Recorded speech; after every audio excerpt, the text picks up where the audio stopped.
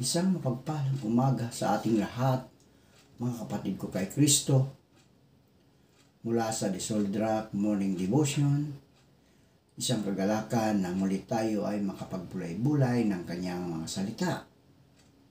Sa umagang ito ng Sabado, 10 minutong pagbubulay-bulay ng mga salita ng Diyos upang papurihan at sambahin ang ating Panginoong Hesukristo.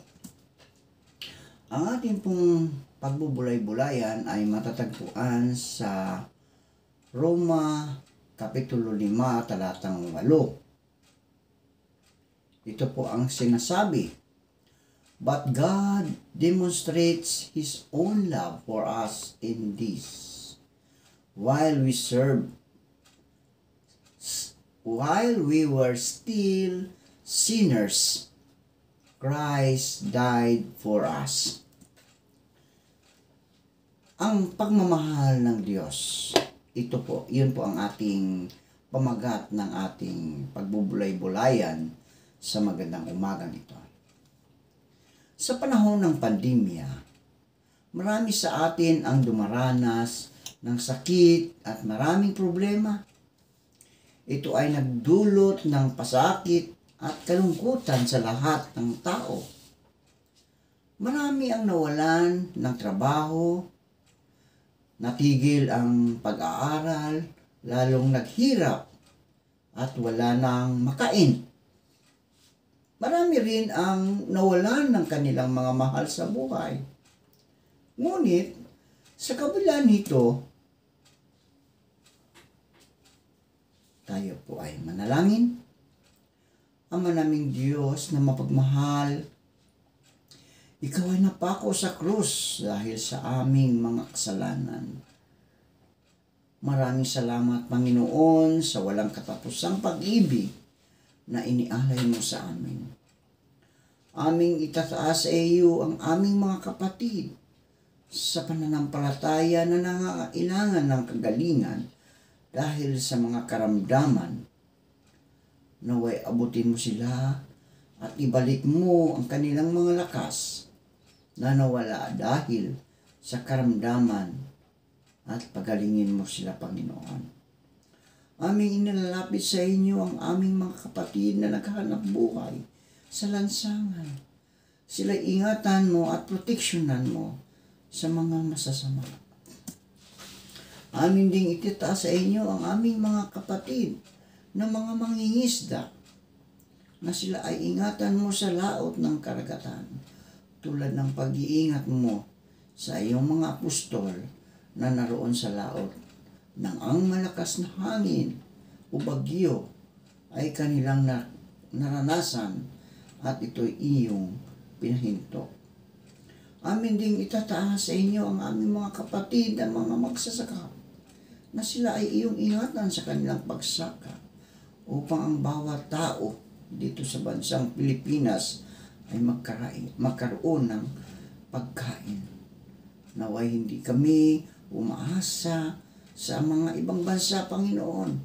Bagkus kami po ang magsusupply ng mga pagkain dito sa aming bansa, Pilipinas.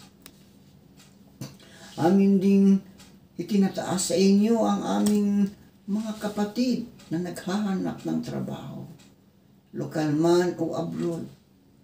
Naway makasumpong sila, Panginoon, ang magandang trabaho sa tulong ng iyong banal na Espiritu Santo upang sila, O Diyos, ay magkaroon ng hanap buhay.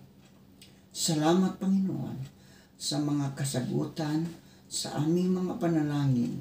Sa pangalan ni Jesus, Amen at Amen. Kaya ito ating nakayanan. Hindi tayo nawalan ng pag-asa at patuloy na lumalaban araw-araw. Ang ating pagmamahal sa Panginoong Diyos ay kailangan o kailanman hindi nawawala sa kabila ng mga unos na ating nadaranas. Bagkus, mas napaunlad pa nito at mas napabuti ang ating pakikitungo sa Kanya. Alam ko sa sarili ko na kahit gaano kalaki na problema ating kinaharap, makakayanan natin ito. Dahil nariyan ang Panginoong Diyos upang gabayan at tulungan tayo. Walang pagsubok sa buhay na hindi natin makakayanan at imposible kung ang Diyos ay nasa ating puso. Kung ang Diyos nasa ating puso, ang pagmamahal natin sa Diyos at ang pagmamahal niya sa atin ang naging lakas natin upang magpatuloy pa tayo sa ating buhay. Hindi ko rin kakalimutan ang aral na maging mabuti at marespeto sa aking kapwa. Dahil ito ang nagpapatunay na minamahal tayo ng Diyos ng buong puso. Maipapadama natin sa Panginoon ang ating pagmamahal kung tayo ay gumagawa ng mga bagay na nagpapasaya sa ibang tao. Ang pagiging isang mabuting tao ay isang simpleng kilos, ngunit napakahalaga nito para sa ating sarili, sa ating kapwa, lalong-lalo na sa Panginoong Diyos. Lagi sana nating tandaan na wala tayo ngayon kung wala ang Diyos. Buong puso natin siyang tanggapin at mahalin sa ating buhay. Manalangin tayo. Jesus, anak ni David, mahabag ka sa amin. Gamitin niyo po ang aming pagkabulag upang ikaw ay aming makita at makilala. Sa pangalan ni Jesus na aming tagapagligtas. Amen at